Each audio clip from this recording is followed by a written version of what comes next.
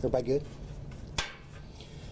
All right, first I want to thank everybody for coming on short notice. The purpose of this press conference is to provide the community with an update from the tragic incident that occurred earlier this morning at Miami Valley Hospital main campus, which involved an inmate incarcerated in the Montgomery County Jail.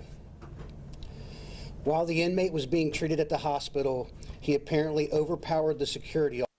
Emergency Security Services took the security officer's pistol and the security officer before fleeing and then turning the gun on himself.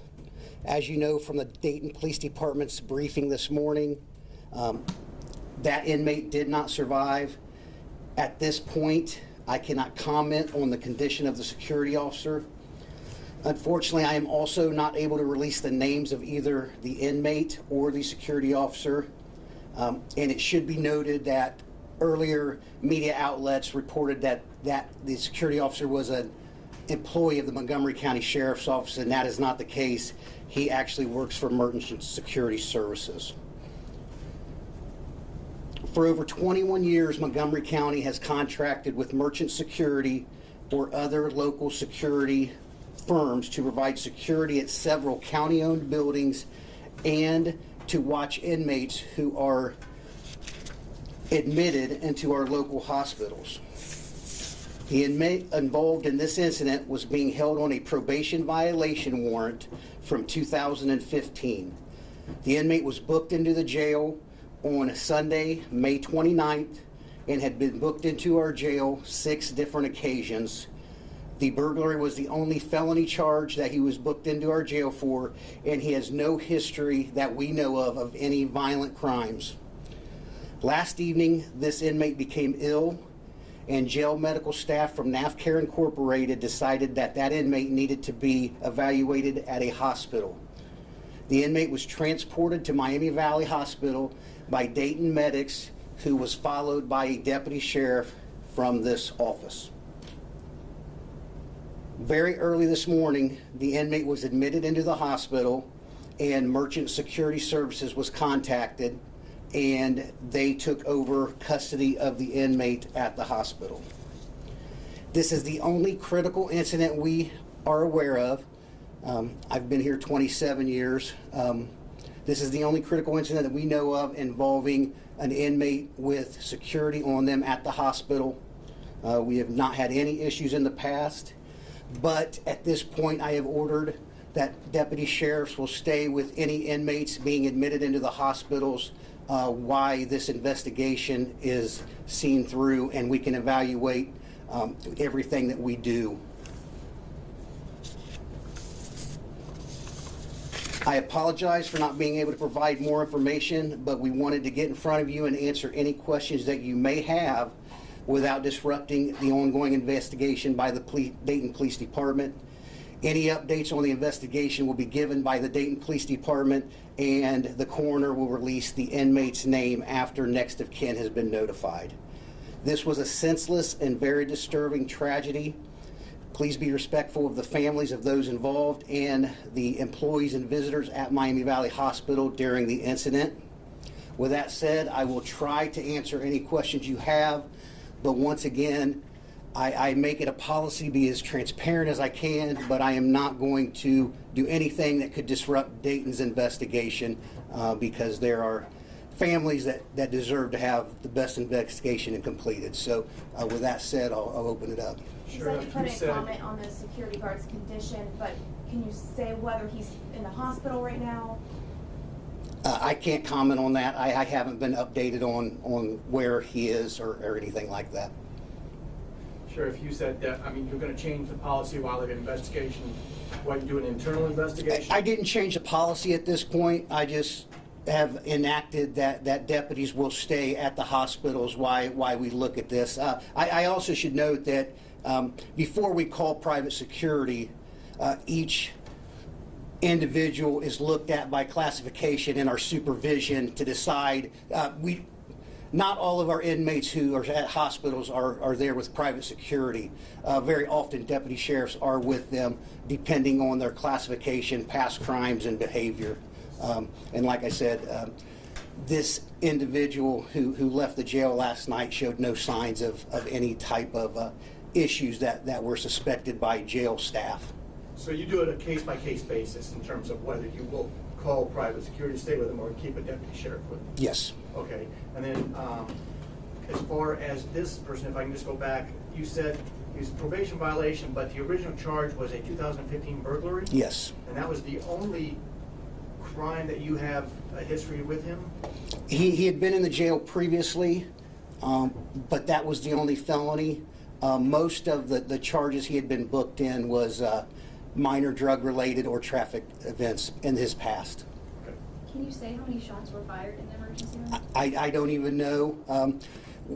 I am purposely, I obviously have individuals who went to the hospital, my staff, but we are trying to stay out of Dayton's way so that they can do the best investigation they can, and that way we have a report that we can rely on once we get it back to decide our next steps.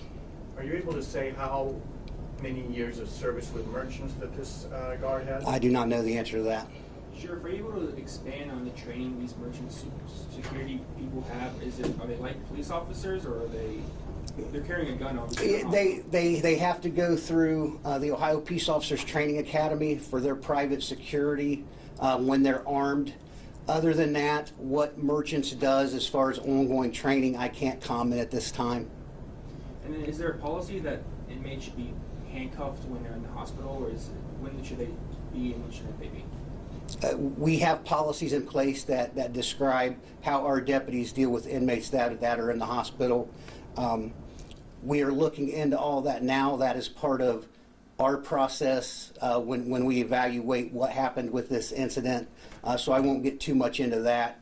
But there are policies in place and procedures in place when it comes to securing and restraining inmates.